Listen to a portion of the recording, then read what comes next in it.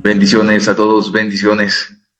El día de hoy vamos a observar cómo otra vez el texto hebreo de la Torá contrasta, más bien está en contra de las tradiciones cananeas.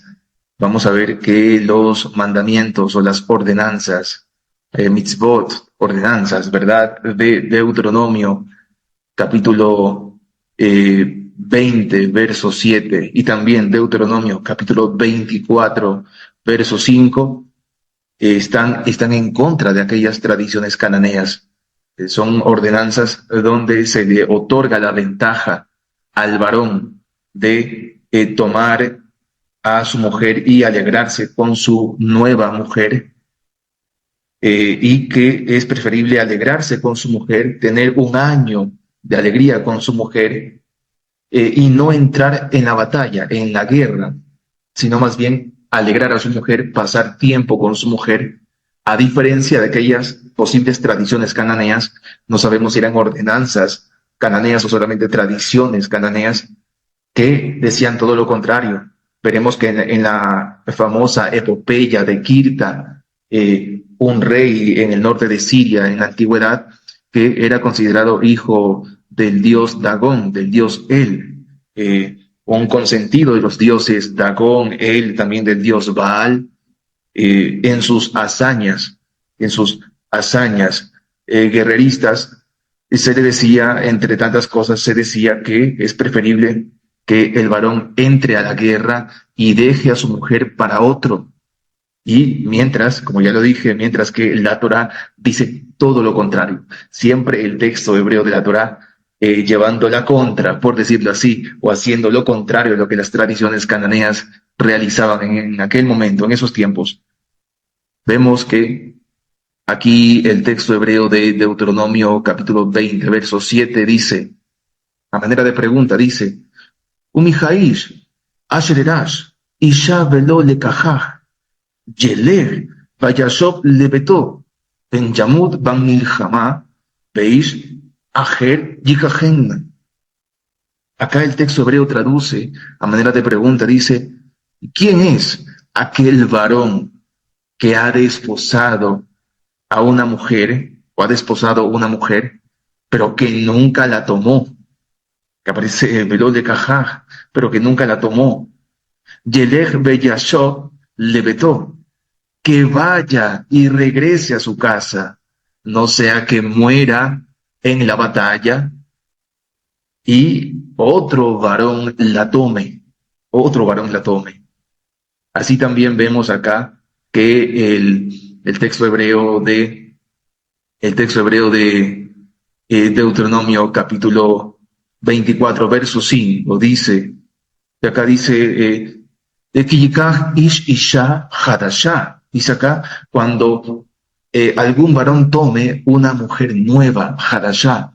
Y atención a esto, ¿verdad? Porque aquí aparece la palabra hadashah, y siempre resalto también esto, hadashah, porque hadashah no significa renovado o renovada. Este es el sustantivo, perdón, el adjetivo del sustantivo berit, berit hadashah, que muchos lo traducen, en algunos movimientos lo traducen como pacto renovado, pero vemos que en sí Hadashah tiene el concepto o el significado de nueva, ya que aquí Hadash tiene un kametz ge, morfema femenino, Hadashah, nueva, no renovada, ¿verdad? Entonces dice que cuando un varón o cuando algún varón tome una mujer nueva, luego dice, lo yetze batzabá, nunca o jamás debe salir a la guerra, jamás debe salir a la guerra o en la formación de batalla, ¿verdad?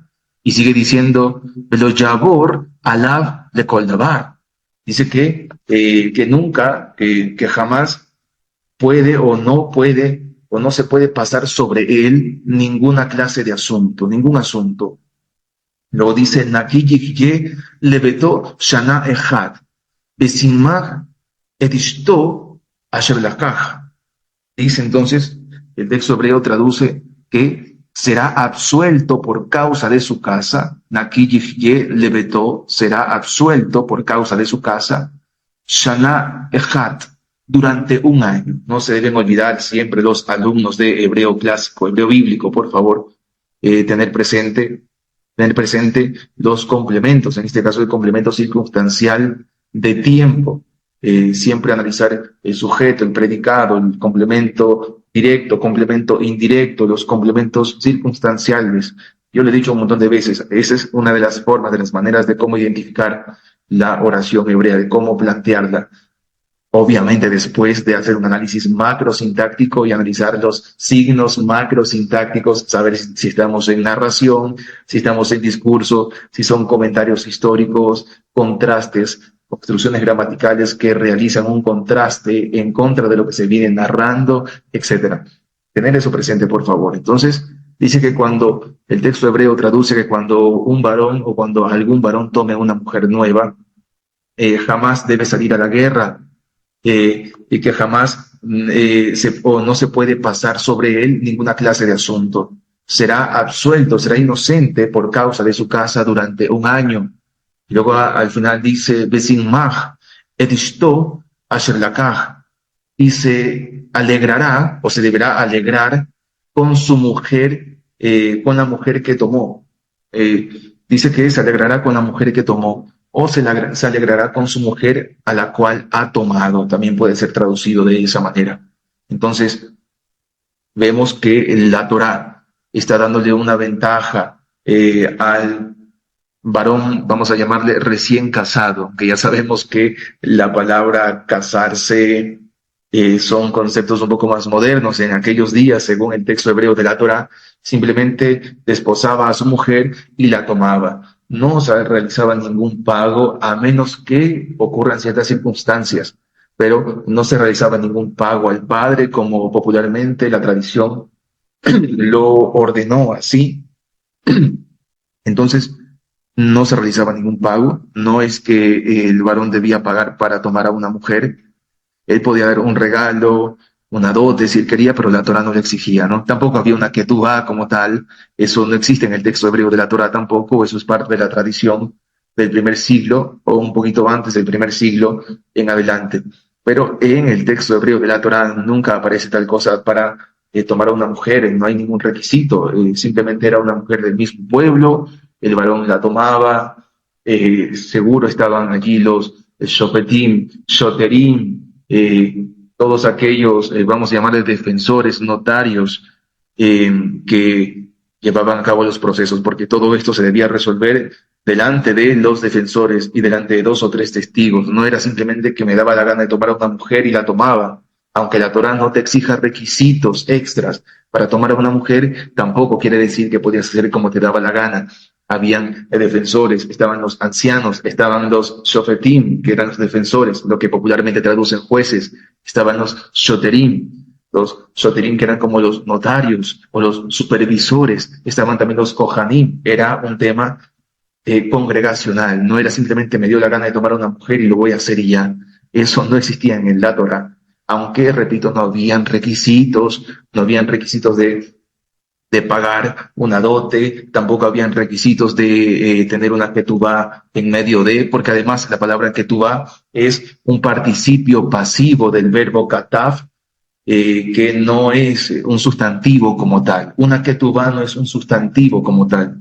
Ketubá es un participio pasivo, mas no es un documento escrito como tal. Ya eso se formuló siglos y siglos después en la tradición judía, pero en el texto hebreo de la Torá tal cosa no existía. Sin embargo, vemos que habían ventajas para el varón, entre comillas, recién casado. Podía disfrutar de su mujer, no debía entrar a la guerra, etc. Sin embargo, en las tradiciones cananeas, como van a ver aquí en pantalla, en las tradiciones cananeas, tenemos aquí un extracto de la traducción de la epopeya de Kirta, que era un consentido de los dioses principales cananeos, el dios El o el dios Dagón, que es lo mismo, y también del dios Baal. Y vemos entonces que el famoso rey Kirta este rey Kirta que al final cae enfermo, estaba muy mal y los dioses estaban un poco acongojados por el tema del rey Kirta. También se describen las hazañas que solía llevar a cabo en las guerras el famoso rey Kirta.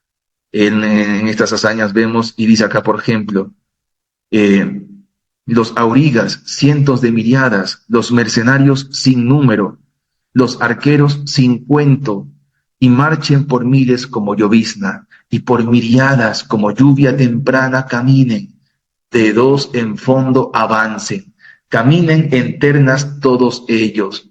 El que viva solo cierre su casa, la viuda alquile sus servicios, el enfermo cargue él mismo con su camastro, el ciego camine a tientas, salga también el recién casado.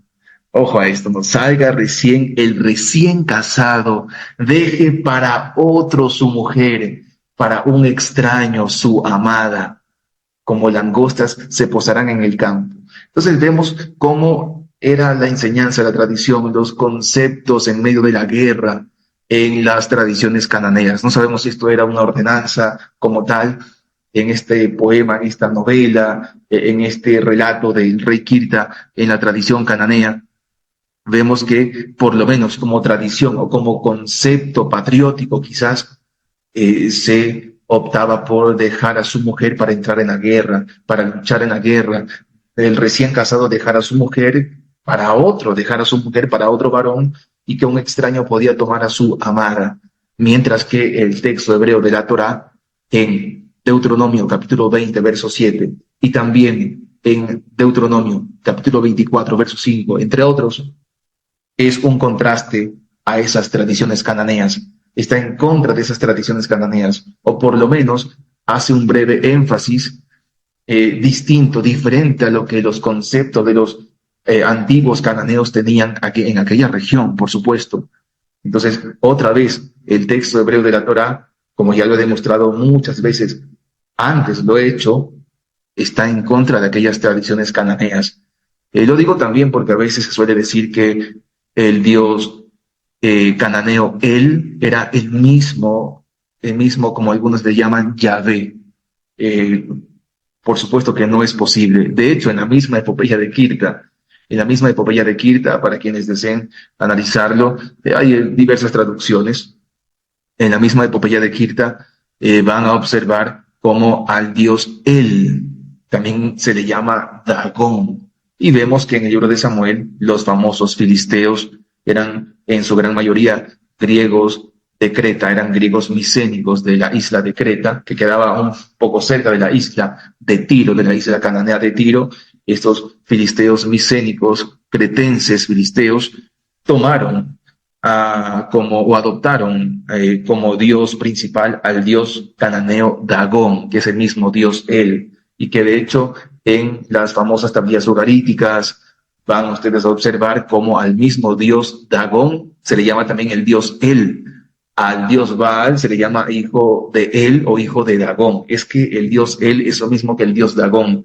Y por supuesto, los filisteos y los dioses filisteos, o el dios filisteo, era un enemigo de los hebreos, del dios de los hebreos, del Elohim de Israel, tanto así que en el libro de Samuel vemos como la estatua del dios Dagón, a manera de enseñanza, se inclina ante el arca del pacto como muchos le llaman, del dios Yahvé, del Elohim de Israel. Entonces hay un contraste, ¿no? No solamente en cuanto a las ordenanzas de la Torá, que siempre están en contra de muchas esas ordenanzas o de esas tradiciones cananeas de gente que estaba aliada o veneraba o reverenciaba al dios cananeo El o Dagón y al dios Baal, sino que también vemos como el mismo dios él se le llama Dagón, y en la Biblia hebrea hay una diferencia entre el dios Dagón y, como muchos le llaman, Yahvé. Eso lo tengo siempre presente y se los comparto para que lo tengan también ustedes presente. Sin embargo, repito, hay muchas ordenanzas de la Torá que están en contra de las tradiciones cananeas. En mi caso, como quien ha estudiado todo lo que es el tema cananeo, y de hecho lo sigo estudiando, como todos seguimos estudiando Torah, Evangelio, etcétera, y seguimos estudiando, seguimos aprendiendo, pero como quien ha estudiado, en mi caso, como quien ha estudiado el tema cananeo, fenicio, que es lo mismo, en sus diferentes etapas de imperio o reinos que tuvieron aquellos antiguos cananeos, también los antiguos tartesios, en parte los griegos, como quien ha estudiado todo aquello, a mí no me cabe duda que hay una gran diferencia entre las culturas cananeas, porque eran diversos cananeos, y una gran diferencia con las ordenanzas y los mishpatim de la Torá. De eso no cabe duda, hay a por doquier, se lo he demostrado antes también. Entonces, tener presente aquello, ¿sí? Entonces, hoy hemos demostrado cómo Deuteronomio capítulo 20, verso 7 y Deuteronomio capítulo 24, verso 5, de una u otra forma es un contraste a esas tradiciones cananeas. Es una forma de diferenciar la Torá de aquellas tradiciones cananeas, como ya lo hemos demostrado. Bendiciones a todos y un fuerte abrazo para todos. ¿Quieres aprender hebreo bíblico? ¿Entender lo que las traducciones a veces no pueden proporcionarte? Clases de hebreo bíblico. Aprende a leerlo en poco tiempo. Dice, Era, Elai, Beeneja. Entiende su morfología. La conjugación ual, tiempo imperfecto o yictol, que se caracteriza por tener debajo de los prefijos un sheba, excepto en Aleph, en el prefijo Aleph que lleva Hatef Patach. La primera letra de la raíz del verbo lleva Kibbutz. La segunda letra de la raíz del verbo lleva Dagesh Forte y Patach. Aprende a traducirlo analizando correctamente la sintaxis. Un yictolo imperfecto, como es el caso aquí en este verso 9, un yictolo imperfecto que ocupa la primera posición de la oración es yusivo. No expresa una acción futura. Para mayores informes y detalles, comunícate con nosotros. Escríbenos a través de las páginas Torah y Evangelio si quieres aprender el texto hebreo de la Biblia. Tú decides cuándo comienzas y tú decides hasta dónde quieres avanzar. Te esperamos.